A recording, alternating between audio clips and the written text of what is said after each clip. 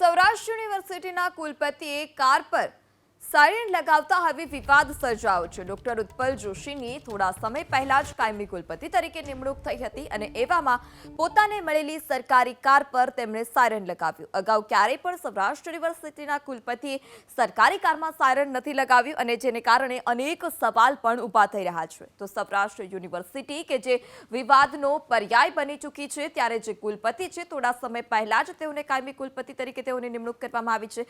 તેઓએ સરકારી ગાડી પર આ પ્રકારે સાયરન લગાવી દીધું અને જેને લઈ અનેક સવાલ પણ ઉઠી રહ્યા છે અને તેઓ વિવાદમાં પણ સંપડાયા। એક મહિના પહેલા જ કુલપતિ પદે ડોક્ટર ઉત્પલ જોશીની નિમણૂક થઈ છે। અગાઉ જેટલા પણ કુલપતિ રહી ચૂક્યા છે તે કોઈના કોઈ વિવાદમાં હંમેશા આવ્યા છે। સૌરાષ્ટ્ર યુનિવર્સિટી હંમેશા કોઈના કોઈ વિવાદમાં આવી છે, ત્યારે ફરી એક વખત સૌરાષ્ટ્ર યુનિવર્સિટીના કુલપતિને લઈ વિવાદ। પોતાને મળેલી સરકારી કાર પર તેમણે સાયરન લગાવ્યું। અગાઉ ક્યારેય પણ સૌરાષ્ટ્ર યુનિવર્સિટીના કુલપતિએ સરકારી કારમાં સાયરન નથી લગાવ્યું અને જેને કારણે અનેક સવાલ પણ ઊભા થઈ રહ્યા છે। તો સૌરાષ્ટ્ર યુનિવર્સિટી કે જે વિવાદનો પર્યાય બની ચૂકી છે, ત્યારે જે કુલપતિ છે થોડા સમય પહેલા જ તેઓને કાયમી કુલપતિ તરીકે તેઓની નિમણૂક કરવામાં આવી છે। તેઓએ સરકારી ગાડી પર આ પ્રકારે સાયરન લગાવી દીધું અને જેને લઈ અનેક સવાલ પણ ઉઠી રહ્યા છે અને તેઓ વિવાદમાં પણ સંપડાયા।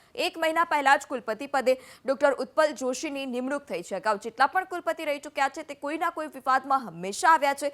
સૌરાષ્ટ્ર યુનિવર્સિટી હંમેશા કોઈના કોઈ વિવાદમાં આવી છે, ત્યારે ફરી એક વખત સૌરાષ્ટ્ર યુનિવર્સિટીના કુલપતિને લઈ વિવાદ।